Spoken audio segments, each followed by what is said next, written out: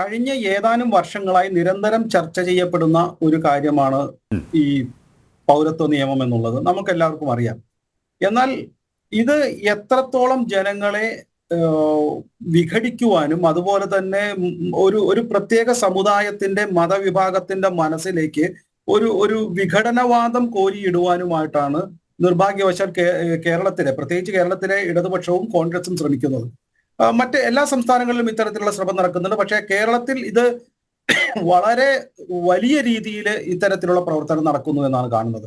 സത്യത്തിൽ നമ്മൾ മനസ്സിലാക്കേണ്ടത് ഇത് ഒരു മതന്യൂനപക്ഷത്തിന്റെ പ്രശ്നമായി അവതരിപ്പിക്കുന്നതിൽ ഇടതുപക്ഷവും അതുപോലെ തന്നെ കോൺഗ്രസും ഇന്ന് മത്സരിക്കുകയാണ്.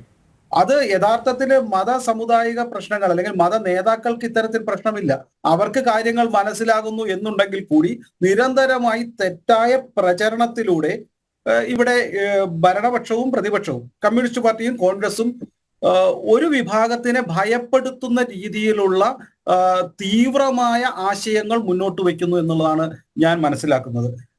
ഒരു കാര്യം നമ്മൾ മനസ്സിലാക്കേണ്ടതുണ്ട്, ഇത് ഒരു CAA വിഷയം മാത്രമല്ല. ഇത് നരേന്ദ്രമോദി അധികാരത്തിൽ വരുമ്പോൾ തന്നെ ഇത്തരത്തിലുള്ള പ്രചരണം ഉണ്ടായിരുന്നു. അന്ന് പ്രചരിപ്പിച്ചിരുന്നത് നരേന്ദ്രമോദി അധികാരത്തിൽ വന്നു കഴിഞ്ഞാൽ ഇത് ഹിന്ദു രാഷ്ട്രമാകും, ഇത്തരത്തിലുള്ള വലിയ നിയമങ്ങൾ വരുന്നു, മുസ്ലിങ്ങൾക്ക് ഇന്ത്യയിൽ ജീവിക്കാൻ സാധ്യമല്ല എന്നുള്ള രീതിയിലുള്ള പ്രചരണം ആ കാലഘട്ടത്തിൽ ഉണ്ടായിരുന്നു. അതുപോലെ തന്നെ കേരളത്തിൽ പറഞ്ഞിരുന്നത് ബീഫ് നിരോധിക്കും, ബീഫ് കഴിക്കുന്നവരെയെല്ലാം തൂക്കിക്കൊല്ലും, ഇന്ത്യയിൽ നിന്ന് നാട് കടത്തും, ഇത്തരത്തിലുള്ള പ്രചരണങ്ങൾ ആ കാലഘട്ടത്തിൽ ഉണ്ടായിരുന്നു.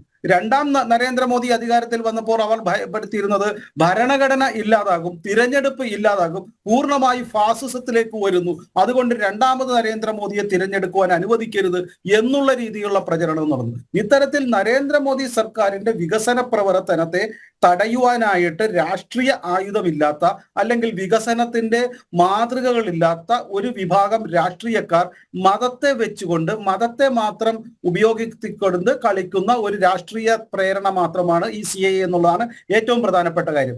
ഒരു കാര്യം മനസ്സിലാക്കേണ്ടത്, CAA നിയമത്തിൽ അത് കൃത്യമായി പഠിക്കുന്ന എല്ലാവർക്കും അറിയാം, അല്ലെങ്കിൽ ഈ രാഷ്ട്രീയക്കാർക്കും ഇത്തരത്തിലുള്ള പ്രചരണ മുഖത്തിലുള്ള രാഷ്ട്രീയക്കാർക്കും അറിയാം, ഈ CAA നിയമത്തിൽ ആരെയും ഒഴിവാക്കുന്നില്ല, ഒരു മതവിഭാഗത്തെയും ഒഴിവാക്കുന്നില്ല. മറിച്ച് ഏതാണ്ട് 30,000-ഓളം IBയുടെ റിപ്പോർട്ട് പ്രകാരം 30,000-ഓളം ആളുകളാണ് ഇത്തരത്തിൽ അഭയാർത്ഥികളായി ഈ 3 രാജ്യങ്ങളിൽ നിന്നും വന്ന ന്യൂനപക്ഷ വിഭാഗത്തിലെ ആളുകൾ.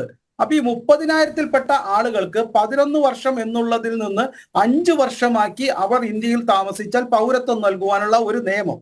അതായത് 30,000 ആളുകളെ മാത്രം ബാധിക്കുന്ന, അവർക്ക് 5 വർഷം മാത്രം കുറയ്ക്കുന്ന, അതിൽ മുസ്ലിങ്ങൾക്ക് അത്തരത്തിലുള്ള അഭയാർത്ഥികളാണെങ്കിൽ അവർക്കും കിട്ടുന്നു, അവരെയും മാറ്റുന്നില്ല, അവർക്ക് 11 വർഷമുള്ള പഴയ നിയമം അതുപോലെ തന്നെ തുടരുന്നുണ്ട്. ഒരു വിഭാഗത്തിന് അവിടുത്തെ മതപരമായ വിവേചനം നേരിടുന്ന ആളുകൾക്ക്, അത്തരത്തിലുള്ള സമുദായങ്ങൾക്ക് ഇവിടെ വരുമ്പോൾ അത് 30,000 പേർ മാത്രമുള്ള ഒരു ചെറു സമൂഹത്തിന് ഒരല്പം നേട്ടം നൽകുന്നു എന്നുള്ള കാര്യത്തെ ഇത്ര രാഷ്ട്രീയമായി മതപരമായ ഒരു വ്യാഖ്യാനം നൽകിക്കൊണ്ട് ജനങ്ങളിൽ വോട്ട് വിഭജിച്ചെടുക്കുവാൻ, തങ്ങളാണ് ഒരു മതവിഭാഗത്തിന്റെ ഒരു സംരക്ഷകരെന്ന് ധ്വനിപ്പിക്കുവാനായിട്ടുള്ള ശ്രമമാണ്. ഇത് യഥാർത്ഥ മതനിരപേക്ഷ ശക്തികൾ ചെയ്യേണ്ടതല്ല. ഇത് മതവിശ്വാസികളായ യഥാർത്ഥ ന്യൂനപക്ഷ വിഭാഗത്തിലെ ജനങ്ങൾ മനസ്സിലാക്കി കഴിഞ്ഞിരിക്കുന്നു. അവർക്ക് ഇതിനോട് പിന്തുണയ്ക്കാൻ പറ്റില്ല. അതുകൊണ്ടാണ് അവർ ഇത്തരത്തിലുള്ള സമരങ്ങൾക്ക് മുതിരാത്തത്. അവർ തീർച്ചയായും ഇതിൽ നിന്ന് പിന്മാറും എന്ന് തന്നെയാണ് ഞാൻ വിശ്വസിക്കുന്നത്.